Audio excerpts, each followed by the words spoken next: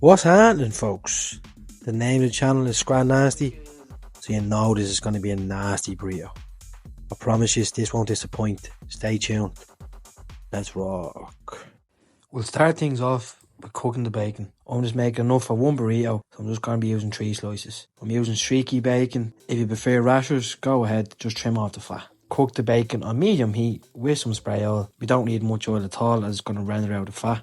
The bacon will cook fairly quickly, and make sure you don't cook it on too high of a heat, as you don't want it to burn. When it's crispy on both sides, leave it resting on paper towels, but don't clean that pan. Leave that flavour at the bottom, and we're going to be cooking everything else in it. But for now, we'll make the hash browns, as they take the longest. Now, not gonna lie folks, I do really enjoy making things from scratch, but I didn't see the point today of making my own hash browns. You can get these ones that are delicious from Aldi, and so cheap. So easy to make as well. I use 4, you want 2 on the bottom, 2 on the top. This is going to be a nasty, jam-packed burrito, folks. Time to cook the chorizo now. For the chorizo, you want to use chorizo mince, not the cured sausage kind. You can just get it from any shop, but for this, I'm using my homemade chorizo. If you want to see how I made that, just let me know in the comments. If you don't want to use chorizo, you can just use some breakfast sausage. Firstly, finely slice 1 bell pepper. Sweat that off in the pan with some of that bacon fat until it begins to soften. Then add the chorizo and cook for around 3 to 4 minutes on medium to high heat. Doesn't take much time at all to cook this, folks. You want a few nice coloured and crispy bits like this, and let all that oil render out. And transfer the chorizo to a bowl, but leave all that oil on the bottom, as we're going to be cooking the eggs and that. Turn down the heat to the lowest setting. Add a tablespoon of butter. Let that melt. I'm going to cook the eggs. So whisk 3 eggs together with some black pepper. There's no need to season with some salt, as we're going to be throwing in the bacon into that. That's already salty enough. The key to creamy, fluffy eggs. Keep on the lowest setting, low and slow. Just keep moving it like this. Just be a bit patient for this, folks. It's well worth it. Just take a couple of minutes, around 5. And you know they're almost done is when they're still moist, creamy, but not watery. When it gets to that point, take them off the heat completely. Add your cheese, creme fraiche. There you go. That's the texture you're looking for. Creamy, fluffy, cheesy eggs. Now I've cooked fluffy scrambled eggs on this channel before in depth, so if you want to see that, click the link in the corner. If you're new to the channel and enjoying the content, folks, want to drop a like and subscribe, it's much appreciated.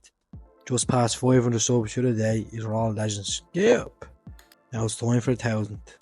Last thing we're going to be making before we assemble the burrito is the sauce. To a bowl, add 1 tablespoon of ketchup, 2 tablespoons of mayo, sprinkle of Cajun seasoning, chili flakes, salt and pepper, and a teaspoon of that chorizo mince. Give it a good mix, and there you go. Quick and easy sauce to spread in that burrito. Last but not least, the most important part, the assembly of the burrito.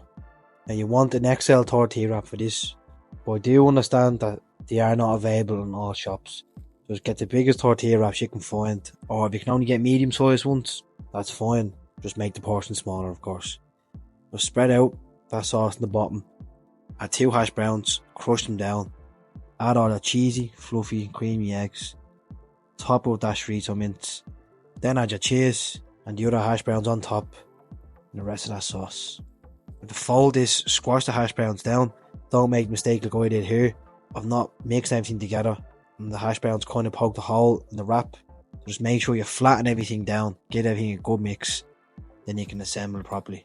I know this looked like this isn't going to wrap, but trust me, it did. So fold over the side like this and roll over the top, where you're constantly tucking in the sides. Now what the best at rolling, just take your time like I am. Just keep tucking in like that, rolling over, getting it nice and tight, and boom, there you go. Squashing everything down and mixing everything together will give you the best bite each time. Not just 1 bite of egg, 1 bite of hash browns. Everything mixed is perfect. And squashing it down makes it easier to fold and compact everything together. With the sealer, add to a pan of medium heat with a little splash of oil. Make sure all sides are crispy like this. And admire that bad boy for a minute, let it cool down. Cut down the middle and enjoy that cross section. Now, I wouldn't be having this every day for breakfast, folks. Absolutely full of calories, but it is delicious, I have to say. And yeah, I suppose that's that, isn't it? Tops. Don't forget to stay nasty, folks. Let's get to 1,000 subs soon. Yeah.